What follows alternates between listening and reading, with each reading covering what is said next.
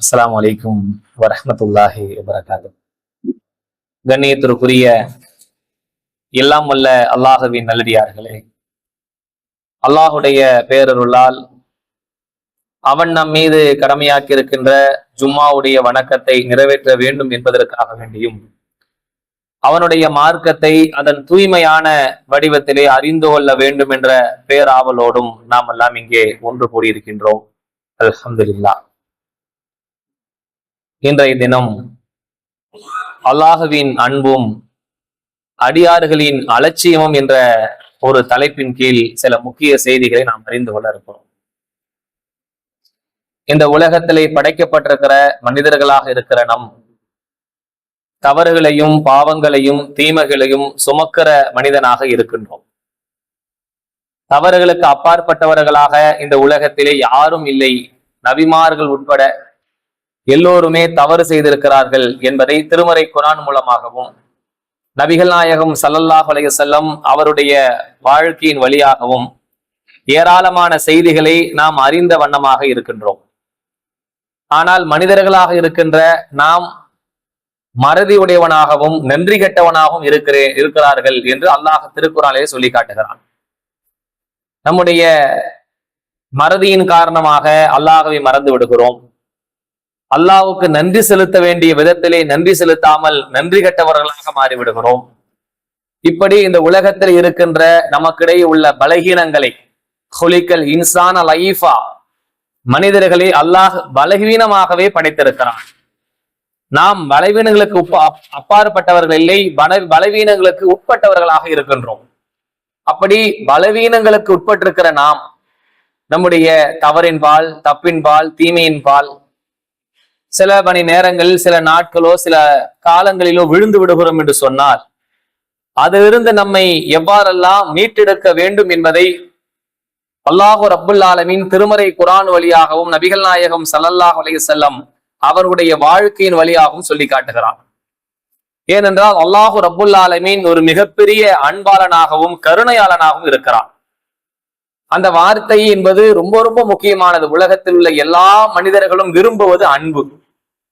இந்த அன்பும் நேசமும் கருணையும் பாசமும் எல்லாராலும் விரும்பப்படுகிற, எல்லோரும் நேசிக்கிற மிக முக்கியமான ஒரு ஆயுதம் எதுவென்று சொன்னால் அன்பு என்ற இந்த சொல்லுக்கு தான் நாம் அடிபணிந்து இருக்கின்றோம்.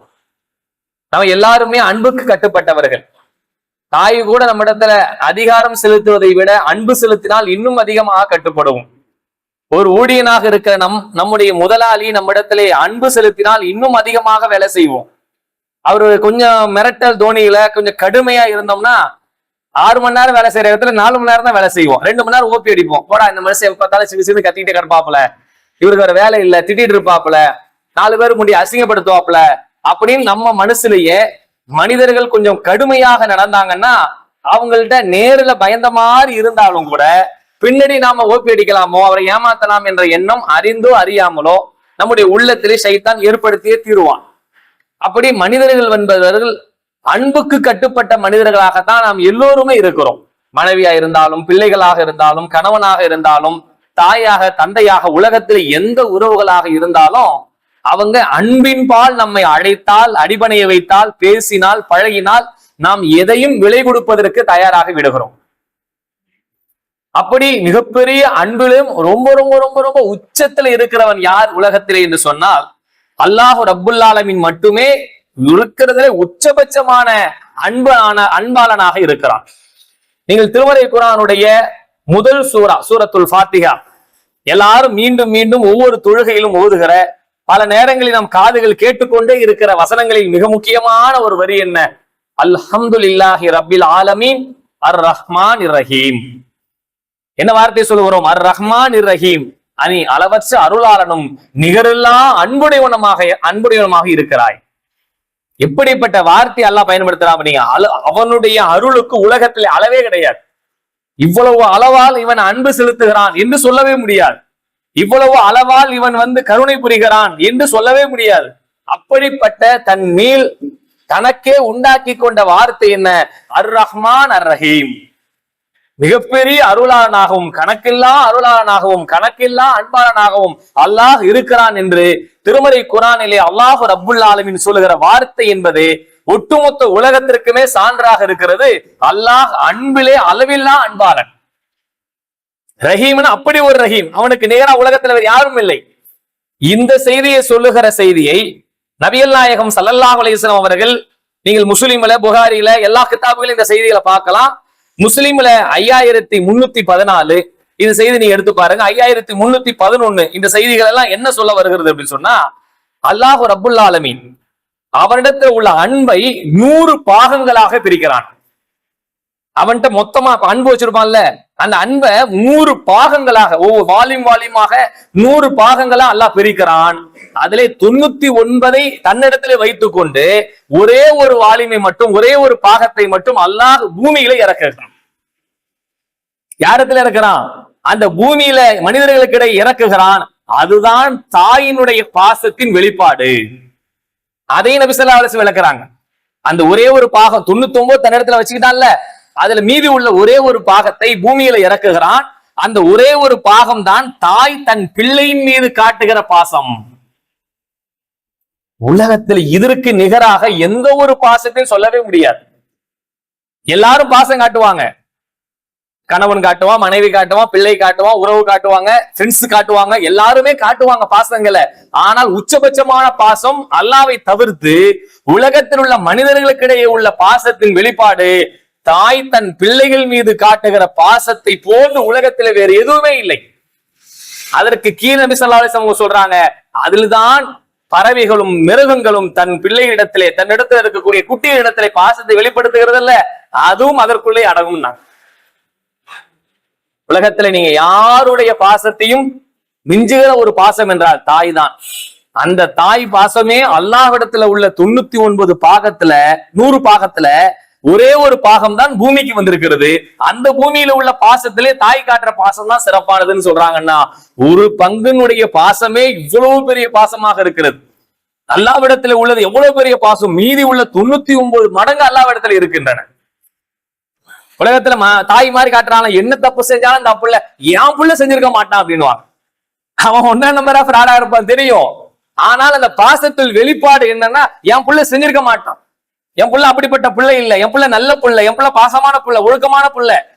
நம்பிக்கை வைக்கணும் தான், பிள்ளையை திருத்துறதுக்காக வேண்டி, ஒழுக்கத்தை சொல்வதற்காக வேண்டி நம்பிக்கை வைக்கணும், மாற்று கருத்து இல்ல.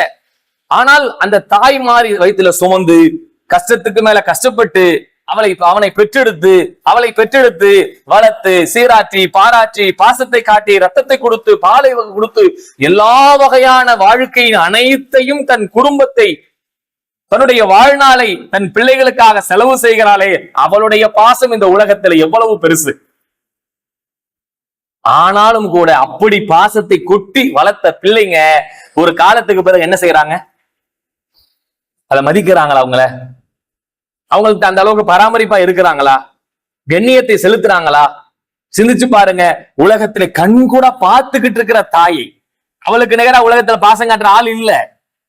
அப்படி நம்மளை வளர்க்குறாங்க, கொசு கடிச்சிடாம, எறும்பு கடிச்சிடாம, அவ்வளவு பாசம். தூக்கத்தை இழந்து, தன் வாழ்நாளை இழந்து, தன்னுடைய சந்தோஷம் எல்லாமே என் பிள்ளையுடைய சந்தோஷம் தான் என் சந்தோஷம் அப்படின்னு எடுத்துக்கிட்டு வாழ்ற அந்த தாயையும் தகப்பனையும் உலகத்துல எத்தனை பேர் அவங்களுடைய பாசத்திற்கு மதிப்பு செலுத்துகிறோம்?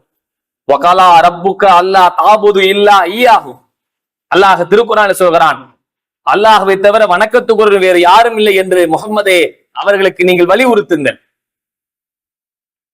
வபில் வாலிதைன் இஹ்சானா, உங்களுடைய பெற்றோர்களுக்கு நீங்கள் உபகாரம் செய்யுமாறும் அவர்களுக்கு நீங்கள் படியுங்கள், கட்டளையிடுங்கள் அல்லாஹ் சொல்றான்.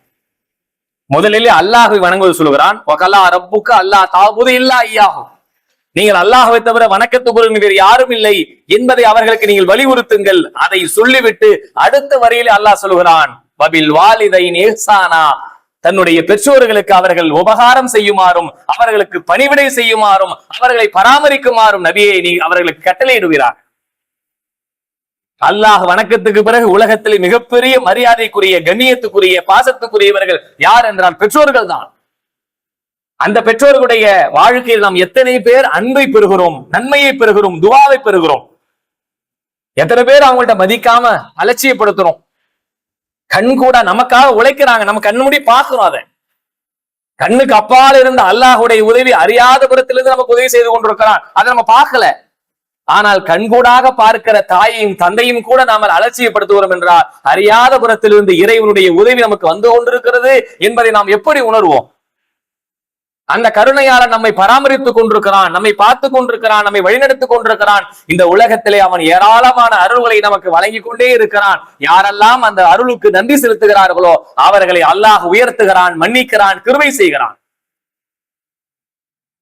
உலகத்திலேயும் மற்றவர்களுக்கு நன்றி செலுத்துபவர்களாக, அவருடைய அன்பை புரிந்து கொள்பவர்களாக, நாம் அவர்களுடைய அன்பை அலட்சியப்படுத்தாமல் வாழுகிறவர்களாக, நாளை அல்லாஹ்விடத்திலே நன்றி உள்ள அடியானாக நிற்கக்கூடிய மனிதராக நாம் மாற வேண்டும்.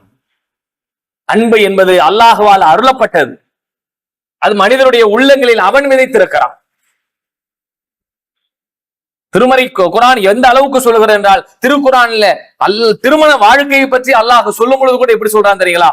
உங்களுக்கிடையே அன்பையும் இரக்கத்தையும் நாம் ஏற்படுத்தியிருப்பது அல்லாஹுடைய சான்றுகளில் ஒன்று என்று அல்லாஹ் சொல்லுகிறான்.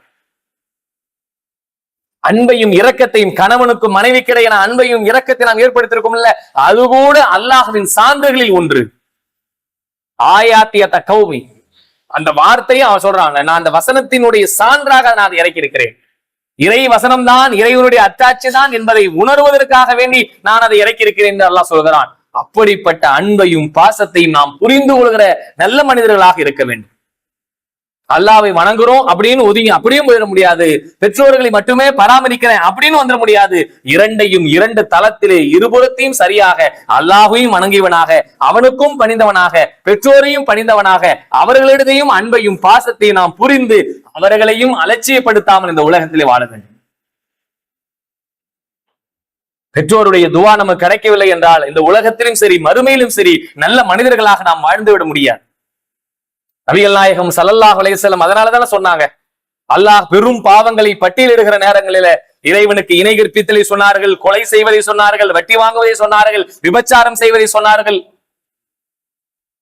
ஒழுக்கமுள்ள பெண்கள் மீது அவதூறு சொல்வதை சொன்னார்கள். அப்படிப்பட்ட பட்டியலில் முக்கியமானது என பெற்றோர்களுக்கு நோய்வினை செய்வதையும் சொன்னார்கள். அதையும் செய்துவிடக் கூடாது. அவர்களுடைய அன்பை நாம் புரிந்து கொண்டு நாம் சின்னதில் இருக்கும் பொழுது எப்படி பராமரித்தார்களோ, ரப்பிர்ஹம்ஹுமா கமா ரப்பயானி ஸகீரா, இறைவா நான் இளமையிலே சிறுவராக இருக்கும் பொழுது என் பெற்றோர்கள் என்னை எப்படி பராமரித்தார்களோ அதுபோல நீ அவர்களுக்கு அருள் செய்வாயாக. இப்படிப்பட்ட வார்த்தை அல்லாஹ் பொழியறான் பாத்தீங்களா? நம்ம எல்லாமே எவ்வளவு கஷ்டப்பட்டாலும் சரி நம் பிள்ளைகளை அப்படி ஒரு பாசத்தோடு வளர்த்து ஆளாக்குகிறோம். அப்படிப்பட்ட பெற்றோர்களுக்கு நம்முடைய வாழ்க்கையினுடைய நிலையை நாம் சிந்தித்து பார்ப்பதை போல அல்லாஹு ரப்புல் ஆலமீன் நமக்கு அன்பை எப்படியெல்லாம் புரிந்து கொண்டிருக்கிறான் என்று சிந்தித்தால் நாம் இந்த உலகத்திலே அவனை அலட்சியப்படுத்தியவனாக வாழ்ந்து விட மாட்டோம்.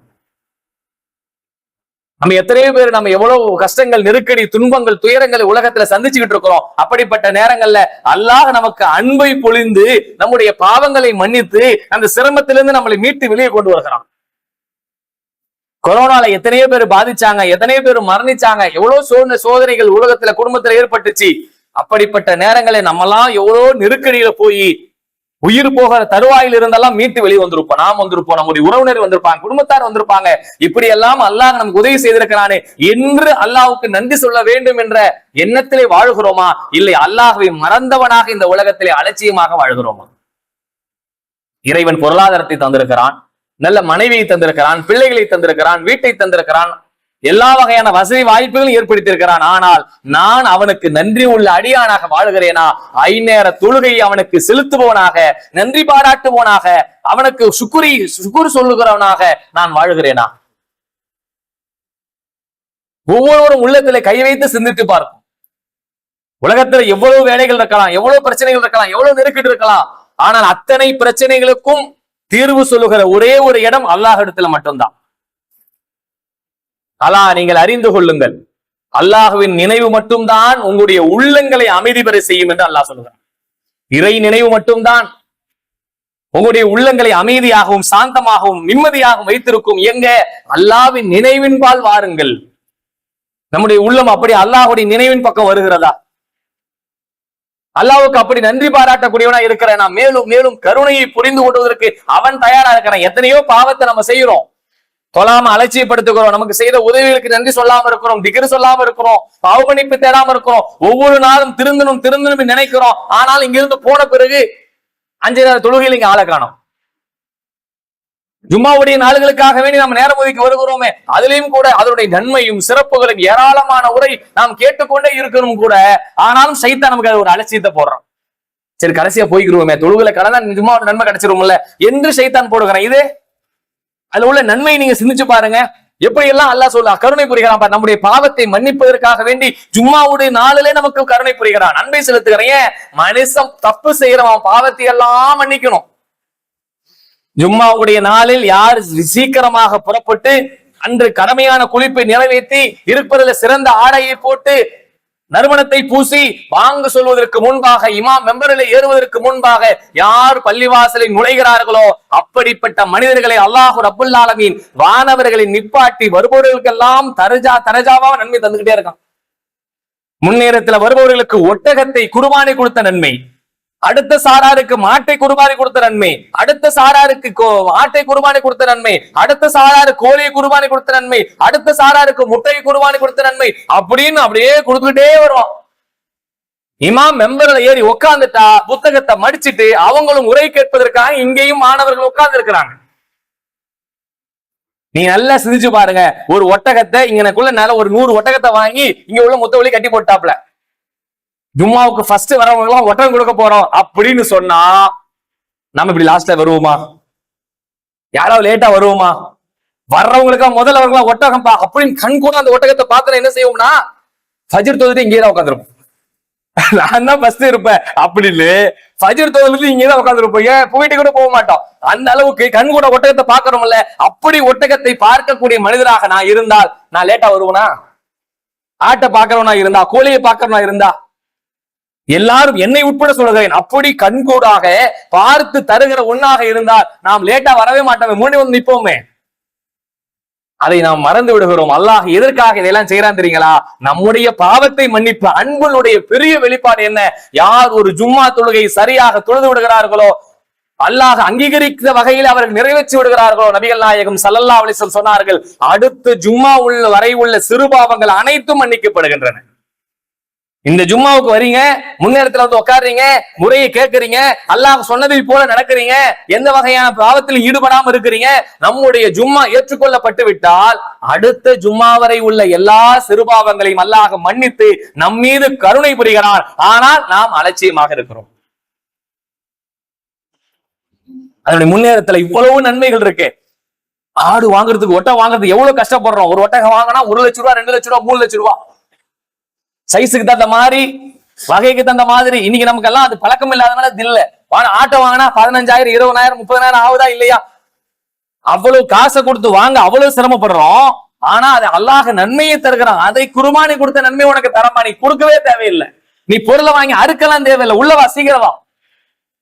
எவ்வளவு அல்லாஹ் கருணையாளனாக இருக்கிறான். ஆனால் நாம் அந்த கருணையை அலட்சியப்படுத்துவோனாக. தொழுகையில வந்து நில்லு. நபிகள் நாயகம் ஸல்லல்லாஹு அலைஹி வஸல்லம் சொன்னார்கள், ஒரு உழு செய்யறோம் இல்ல, அல்லாஹ்வுடைய அன்பை பாருங்க. நம்ம பாவத்தை மன்னிக்கிறதுக்கு உழு செய்யறோம் இல்ல, அந்த உழு செய்கிற நேரத்தில் ஒருவர் சரியான முறையில முழுமையாக அல்லாஹ்வின் தூதர் சொன்னதை போல உழு செய்தால், உழு செய்யும் போதெல்லாம் அப்படியே பாவம் கழுவி விழுந்துகிட்டே இருக்கும். எல்லா பாவங்களும் அப்படியே கை செய்த பாவம், வாய் செஞ்ச பாவம், கண்ணு செஞ்ச பாவம், உடல் செய்த பாவம், எல்லா பாவத்தையும் அல்லாஹ் கழுவுகிறான். முறையாக அவர்கள் செய்துவிட்டு அஷ்ஹது அல்லா இலாஹ இல்லல்லாஹ் வ அஷ்ஹது அன்ன முஹம்மது ரசூலுல்லாஹ் என்று சொல்லிவிட்டால் சொர்க்கத்தினுடைய 8 வாயில் வழியாக அவர்கள் செல்வதற்கு அல்லாஹ் தயார்படுத்தி விடுகிறான். நம்ம இன்னும் தொழுகவே இல்லை. தொழுகைக்காக ஒழுவுதான் செஞ்சிருக்கிறோம். அந்த தொழுகைக்கான உழுவுக்கே நபிகள் நாயகம் ஸல்லல்லாஹு அலைஹி வஸல்லம் சொன்னாங்க, எல்லா பாவத்தையும் அல்லாஹ் மன்னித்து சொர்க்கத்தினுடைய 8 வாயில் வழியாக நீங்கள் போவதற்கு அல்லாஹ் உங்களை தயார்படுத்துகிறான். எவ்வளவு பெரிய சிறப்பு பார்த்தீங்களா? அல்லாஹ்வுடைய அன்பு அப்படிப்பட்டது. ஆனால் நாம் அந்த ஒழுவிலே எவ்வளவு கவனம் செலுத்துவோம் செஞ்சு பாருங்க. தொழுகையில வந்து நிற்கிறோம், அல்லாஹ்வை நம்மை பார்த்து கொண்டிருக்கிறான். தொழுகையில நிற்கும் பொழுது உள்ள விஷயம் அல்லாஹ் என்னை பார்த்து கொண்டிருக்கிறான், நான் அவனோடு உரையாடி கொண்டிருக்கிறேன் என்ற எண்ணத்தோடு ஒருவர் தொழுகை நின்று தொழுகையை முடித்து விட்டார் என்று சொன்னார், அல்லாஹ் ரப்புல் ஆலமீன் அவர் செய்த அந்த ஃபஜ்ருக்கும் லோஹருக்கும் மத்தியில் உள்ள எல்லா பாவங்களையும் அல்லாஹ் மன்னித்து விடுகிறான். நபிகள் நாயகம் ஸல்லல்லாஹு அலைஹி வஸல்லம் அப்படியே சொன்னார்கள். ஒருவன் தன் வீட்டு வாசல்ல ஒரு ஆறு ஓடிக்கிட்டு இருக்குது, அந்த ஆறு ஓடிக்கிட்டு இருக்கும் போது ஒவ்வொரு நேரத்து ஒரு நாளைக்கு 5 வேளை குளிக்கிறாப்ல. ஒவ்வொரு வேளையும் குளிக்கும் பொழுதுதான் அவர் எப்படி சுத்தமாவாரு? ஒரு நேரம் குளிக்கிறார், 2 நேரம் குளிக்கிறார், 3 நேரம் குளிக்கிறார், 5 நேரம் குளிக்கும் பொழுது எவ்வளவு சுத்தமாயிடுவாரு. அதுபோல ஒருவர் 5 நேர தொழுகையை தொழுதால் அல்லாஹ்வுடைய பாவங்களை எல்லாம் மன்னிக்கப்பட்ட மனிதனாக, சுத்தமான மனிதனாக அவன் மாறிவிடுகிறான். அல்லாஹ் கருணை புளிய தயாராக இருக்கிறான். ஆனால் நம்மிடத்திலே அதே ஒரு அலட்சியம். ஃபஜ்ருடைய தொழுகைக்கு முன்பாக உள்ள 2 ரக்காயத்து சுன்னத் இருக்குல்ல, அந்த சுன்னத்துடைய சிறப்பை நாம சிந்திச்சோம்னா இறைவனுடைய அவ்வளவு கருணை புளிகிறான். என்ன சொல்றாங்க ரசூலுல்லாஹ்? ஃபஜ்ர் தொழுகைக்கு அவ்வளவு சிறப்பு இருக்குது. மன் சல்ல சுபுஹி ஃபஹுவ ஃபீ ஸிம்மத்தில்லாஹ், யார் சுபுவுடைய தொழுகையில் தொழுது விட்டாரோ அவர் அல்லாஹ்வின் பொறுப்பிலே வந்து விட்டார் என்று நபி ஸல்லல்லாஹு அலைஹி வஸல்லம் சொன்னாங்க. அந்த சுபுவுக்கு முன்னாடி உள்ள 2 ரக்காயத் தொழுகைக்கு சொன்னார்கள், அந்த சுன்னத்துடைய தொழுகை எப்படிப்பட்ட நன்மை தெரியுங்களா?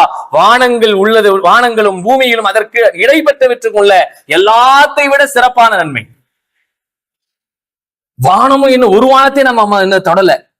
வானங்கள் 7 வானங்கள், பூமி, அது உள்ள இடைப்பற்ற எல்லாத்தை விட சிறப்புக்குரியது ஃபஜ்ருக்கு முடிவுள்ள 2 ரக்காயத் தொழுகை. அதை விட சிறப்பான நன்மை அல்லாஹ் தருகிறான். ஆனால் நாம் அதுக்கு போட்டி போடுகிறோமா? உலகத்துல உள்ள விஷயங்கள், மற்ற விஷயங்களுக்காக எவ்வளவோ போட்டி போடுகிறோம். அதை அடையணும், இதை அடையணும், அதை செய்யணும், இதை செய்யணும். உலகத்துல எதை போட்டு எதை சம்பாதிச்சாலும் இங்கேதான் போட்டு போறோம். எதையும் கொண்டு போறது கிடையாது. ஆனால் இதை நாம் சம்பாதித்தால் அல்லாஹ் ரப்புல் ஆலமீன் நாளை மறுமையிலே நமக்கு சொர்க்கத்தை தருவதற்காக வேண்டி தயாரித்து வைத்திருக்கிறானே, அதற்காக நம் வாழ்க்கையில் உள்ள போட்டி என்ன? அதற்காக உழைப்பு என்ன? அதற்காக செஞ்ச முயற்சி என்ன?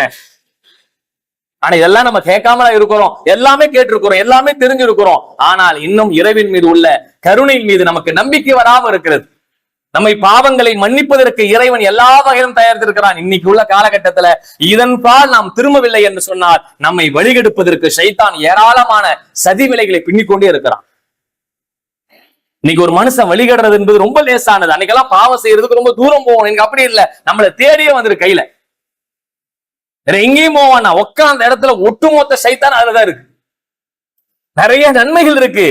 ஆனால் அதை விட நம்முடைய உள்ளம் எதை பக்கம் போகிறது? தீமையின் பால், பாவத்தின் பால் தான் சைத்தான் நமக்கு அதிகமா தூண்டுறான். நல்லதை பார்க்கலாம், பயானை பார்க்கலாம்னு உள்ள போனா கூட ஒரு பயானுக்கு பிறகு அது தள்ளவனே அடுத்த ஒரு சைத்தானா வருது. சைத்தான் மனுஷனுடைய உள்ளம் என்ன, அதன் பக்கம் திரும்புறதுக்கான வாய்ப்பு உண்டு. அல்லாஹ் திருக்குர்ஆனிலே சொல்கிறான், அந்த மூமின்கள் எப்படிப்பட்டவர் என்று சொன்னால், சைத்தானுடைய தீண்டுதல் அவர்களுக்கு ஏற்பட்டால் ஃபஸ்தைது பில்லாஹ், அவர்கள் அல்லாஹ்விடத்திலே பாதுகாவல் தேடுவார்கள். அந்த உள்ளத்தில் அப்படிப்பட்ட ஒரு ஈமானும் இறையச்சும் நிறைந்திருந்தால் அந்த பாவத்தை அவனுக்கு சைத்தான் தூண்டுற நேரத்துல ஃபஸ்தைது பில்லாஹ், அல்லாஹ்விடத்திலே அவர்கள் மன்னிப்பு கேட்பார்கள், உடனே சுதாரிப்பார்கள். நம்மகிட்ட அப்படிப்பட்ட ஒரு எண்ணம் இல்லவென்றால், தொடர்பு இல்லை என்றால், அல்லாஹ்வை பற்றிய நினைவில்லை என்றால் சைத்தான் நம்மளை வழிகெடுக்கிறதுக்கு நிறைய வாய்ப்பு இருக்கிறது. இன்னைக்கு எத்தனையோ இளைஞர்களும் இளைஞர்களும் பெரியவங்க சின்னவங்க என்று எந்த வேறுபாடும் இல்லை. எல்லோரும் பாவத்திலே மூழ்குவதற்கான வழி என்ன? அல்லாஹ்வுடைய நினைவு குறைகிற நேரங்களில் சைத்தானோட நினைவு கூறையிடும். அதன் பக்கம் பாவத்திலே போய் விழுகிறோம். அந்த பாவத்திலே விழாம நம் உள்ளத்தை சீர்படுத்த வேண்டும் என்றால் அல்லாஹ்விடத்திலே மன்னிப்பு தேடிக்கொண்டே இருக்கணும். அல்லாஹ்வின் நினைவின் பக்கம் திரும்பிக் கொண்டே இருக்கணும். ஒவ்வொரு நேரம் தொழுகையிலும், ஒவ்வொரு நேரம் திக்ரிலையும், ஒவ்வொரு நேரம் அல்லாஹ்விடத்திலே பாவ மன்னிப்பு கேட்பதும் ஓடி வந்து கொண்டே இருந்தால் அல்லாஹ் நம்முடைய அனைத்து பாவங்களையும் மன்னிப்பதற்கு தயாராக இருக்கிறான். இறைவன் நம் மீது அன்பையும் பாசத்தையும் பொழிவதற்கு அவன் தயாராக இருக்கிறான். எப்படி? ஆதம் அலைஹிஸ்ஸலாம் செய்த தப்பை அல்லாஹ் மன்னித்தான். நம்முடைய தந்தையா இருக்கிறாங்கல்ல, அவங்கள படைச்சு அவங்களுடைய துணைவியை படைத்து அல்லாஹ் சொர்க்கத்துக்குள்ள அனுப்பி என்ன சொன்னா? நபி அல்லாஹ் ஆதம பார்த்து சொன்னா, ஆதமே நீ இதுக்குள்ள போங்க, சொர்க்கத்துக்குள்ள போயிட்டு நீங்க எந்த அந்த ஒரே ஒரு மரத்தை மட்டும் அணுகாதீங்க, நீங்க விரும்பியவாறு சொர்க்கத்துல ஜாலியா இருங்க. சைத்தான் பண்ற வேலை பத்திலா, நீங்க சொர்க்கத்துக்குள்ள போங்க, விரும்பியவாறு ஜாலியா இருங்க, எல்லாத்தையும் என்ஜாய் பண்ணுங்க. அல்லாஹ் வச்ச ஒரே ஒரு ட்விஸ்ட் தான், ஒரே ஒரு விஷயம் தான். நீங்க அந்த ஒரே ஒரு மரத்தை அணுகாதீங்கன்னா சைத்தான் உள்ளத்திலே வசுவாஸ் போட்டான். என்ன வசுவாஸ் போட்டான்? ஏன் உனக்கு அல்லாஹ் அப்படி சொன்னா தெரியுமா? நீ அதை தொட்டா மலக்கா மாறிடுவ, நிரந்தரமா இங்கேயே இருந்துருவ, அதனால உன்னை தொடவானான்னு அல்லாஹ் சொன்னான்னு ஒண்ணு சைத்தான் வசுவாசை போட்டவனே தீண்டினார்கள். வெட்கத்தலங்கள் வெளிப்பட்டது, அல்லாஹ்வின் கோபத்திற்கு உள்ளானாங்க, சொர்க்கத்தை விட்டு அல்லாஹ் வெளியேக்கினான். எப்படியான நிலையை அவனுக்கு ஏற்படுத்தியிருக்கான் சைத்தான். திருமறை குர்ஆனுடைய 2வது அத்தியாயத்தினுடைய 30வது வசனத்தை அப்படியே படிச்சு பார்த்துட்டே வாங்க. சைத்தான் உள்ளத்தை புரட்டுகிறவன். இன்ன ஷைத்தான் லில் இன்சானி அதுவும் முபீன், அல்லாஹ் திருக்குர்ஆனில் சொல்கிறான். யாருடைய வரலாறு சொல்றான்? யூசுப் அலைஹிஸ்ஸலாமுடைய வரலாற்றில அவங்க கண்ட கனவை கொண்டு போய் தன் தகப்பனார் இடத்துல யாக்கூப் அலைஹிஸ்ஸலாம் இடத்துல சொல்லும் பொழுது அவங்க சொன்னாங்க, மகனே இந்த கனவு மட்டும் தன் சகோதரத்துல சொல்லாத, இன்ன ஷைத்தான லில் இன்சானி அது முபீன், ஷைத்தான் மனிதர்களுக்கு பகிரங்கமான எதிரியாக இருக்கிறான். போய் சொல்லிடாத, உனக்கு எதிராக சூழ்ச்சி பண்ணுவாங்க, ஷைத்தான் உன்னை வழிகெடுத்துருவான், அவங்க வழிகெடுத்து உனக்கு வழிகேட்டுல கொண்டு தள்ளிடுவாங்க அப்படின்னு அல்லாஹ் ரப்புல் ஆலமீன் சொல்லுகிற வார்த்தை பார்க்கிறோம். இன்னைக்கு நமக்கு எதிராக ஷைத்தான் அல்லாஹ்வின் அன்பை புரிய வைக்காமல், இறைவனுடைய கருணையை புரிய வைக்காமல், உலகத்துடைய ஆசையின்பால், உலகத்துடைய மோகத்தின்பால், உலகத்துடைய சிந்தனையின்பால் அல்லாஹ்வின் நினைவை மறந்தவர்களாக நீங்க வாழ்க்கை அப்படியே நீங்க புரட்டி பாருங்கள். காலையில் சுபூல எழுந்ததுல இருந்து இரவு தூங்குற வரைக்கும் இறை நினைவுக்காக வேண்டி நாம் ஸ்பெண்ட் பண்ண டைம் சிரிச்சு பாருங்க. உலகத்தில் அல்லாஹ் நம்மை படைத்திருக்கிறான், ரிஸ்க் அளித்திருக்கிறான், வாழ்க்கையை கொடுத்திருக்கிறான், பொருளாதாரத்தை கொடுத்திருக்கிறான், நல்லதை அனுபவிக்கக்கூடிய எல்லா வாய்ப்பை ஏற்படுத்தியிருக்கிறான். ஆனால் அந்த இறைவன் அன்பு செலுத்துகிறானே, நாம் செய்த ஒவ்வொரு தவறுக்கும் அவன் தண்டிக்க நினைத்தால் நாம் இந்த உலகத்தில் வாழ முடியுமா? எவ்வளவு பாவங்கள், எவ்வளவு தவறுகளை செய்கிறோம், அத்தனையும் அல்லாஹ் விட்டு பிடிக்கிறான். அவகாசம் தரா செய், இன்னைக்கு இதுல நாளை திருந்த மாட்டியா? அப்படியே அல்லாஹ் நம்மை அழைக்கிறான். யா இபாதி அல்லதீன அஷ்ரஃபு அலா அன்ஃபுஸிகும் லா தக்னது மின் ரஹ்மத்தில்லாஹ். தனக்குத்தானே அணிதிழுத்துக் கொண்ட எனது அடியார்களே, அல்லாஹ்வின் அருளை நீங்கள் நம்பிக்கை இழக்காதீர்கள். தனக்குத்தானே அணிதிழுத்துக்கிட்டீங்க, தொழாம இருந்தீங்க, நினைவு இல்லாம இருந்தீங்க, பாவத்தை செஞ்சீங்க, தண்ணி அடிச்சீங்க, தம் அடிச்சீங்க, விபச்சாரம் செய்தீங்க, அசிங்கத்தை பார்த்தீங்க, எல்லா பாவங்களையும் செய்து கொண்டிருந்த அடியார்களே, அல்லாஹ்வுடைய அருளை நீங்கள் நம்பிக்கை இழக்காதீர்கள். இன்னல்லாஹ யக்ஃபிரு துனூப ஜமியா, அல்லாஹ் அனைத்து பாவங்களையும் மன்னிக்க தயாராக இருக்கிறான். வாருங்கள், அல்லாஹ்வின் பக்கம் வாருங்கள், நினைவின் பக்கம் வாருங்கள், மார்க்கத்தின் பக்கம் வாருங்கள். எல்லா பாவத்தையும் நான் மன்னிக்க தயாரா இருக்கிறேன்ப்பா, வாப்பா திருந்துப்பா, இன்னிலிருந்து நீ மாறுப்பா. இறைவனுடைய கருணை நீ புரி. அல்லாஹ்விடத்தில் இருப்பது உலகத்தில் உள்ள அன்பை விட 99 மடங்கு இறைவனிடத்தில் இருக்கிறது. அத்தனை கருணையின்பால் நம்மை விசாலப்படுத்தி இறைவன் வைத்திருக்கிறான். ஆனால் நான் அந்த அன்பை அலட்சியப்படுத்தினால், அந்த அவகாசத்தை அலட்சியப்படுத்தினால், அந்த காலங்களை நான் அவசியப்படுத்தினால், அல்லாஹ்வை நான் அலட்சியப்படுத்தினால், என்னை விட நஷ்டவாளி, என்னை விட மோசமான, என்னை விட நம்பிக்கைட்ட பாவி வேறு யார் இருக்க முடியும்?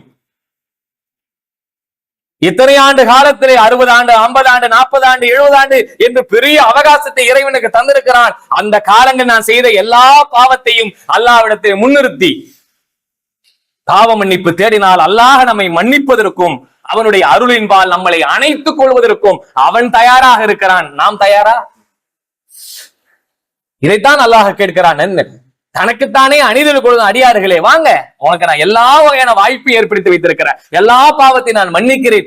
இதை நாம் உள்ளத்தில் ஏந்தினால் நாம் செய்த ஒவ்வொரு தவறுக்காகவும் அல்லாஹ்விடத்தை முன்னிறுத்துவோம், இறைவனிடத்தை தௌபா தேடுவோம். இன்றிலிருந்து நாம் ஒரு இறையச்சம் உள்ளவனாக, அல்லாஹ்வுக்கு நன்றி சொல்லுவனாக, ஈமான் நிறைந்தவனாக, நம் வாழ்க்கையை சிறப்புக்குரியதாக, நல்ல சிந்தனைக்குரியதாக, சமுதாய சேவைக்குரியதாக, நன்மையின் பால் திருப்பக்கூடியதாக நம் சிந்தனையை மாற்றுவதற்கான வாய்ப்பை அல்லாஹ் நமக்கு ஏற்படுத்த வேண்டும்.